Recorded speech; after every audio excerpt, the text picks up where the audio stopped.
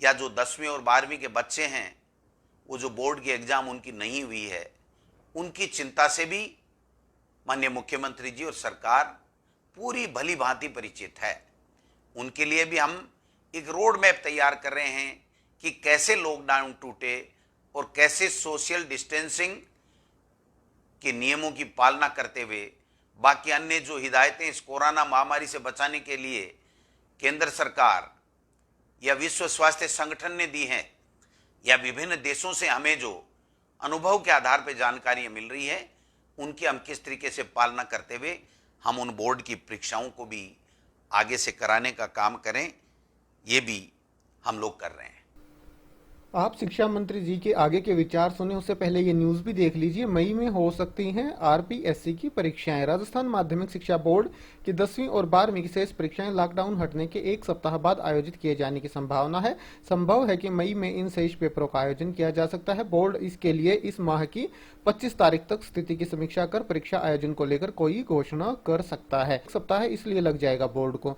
Doctor Jaroli ने कहा कि बोर्ड ने पूर्व में ही परीक्षा प्रश्न पत्रों को पुलिस थानों में रखवा दिया था। इन परीक्षा पत्रों को भी परीक्षा केंद्रों तक पहुंचाने में समय लगेगा। लॉकडाउन हटने के बाद भी बोर्ड परीक्षा केंद्रों में सोशल डिस्टेंसिंग का पूरा ख्याल रखेगा। संभव है कि अभी जितने परीक्षार्थी एक केंद्र पर हैं, आगामी परीक्षा के दौरान उनकी संख्या 50% रह जाए। परीक्षा केंद्रों पर सैनिटाइजर रखे जाएंगे। मैं समझता हूं एग्जाम, एक हमारे उमर खां जी हैं, उन्होंने कहा 10वीं और 12वीं की बाकी एग्जाम कैंसिल करके जो हो चुके उनके बेस पे, मैं समझता हूं 10वीं और 12वीं बोर्ड का जो सर्टिफिकेट है वो बहुत काम आता है। पूरे देश में, दुनिया में 10वीं और 12वीं के सर्टिफिकेट की अपनी महत्ता है, उसको कम हम इन परिस्थितियों में अभी तक नहीं कर सकते।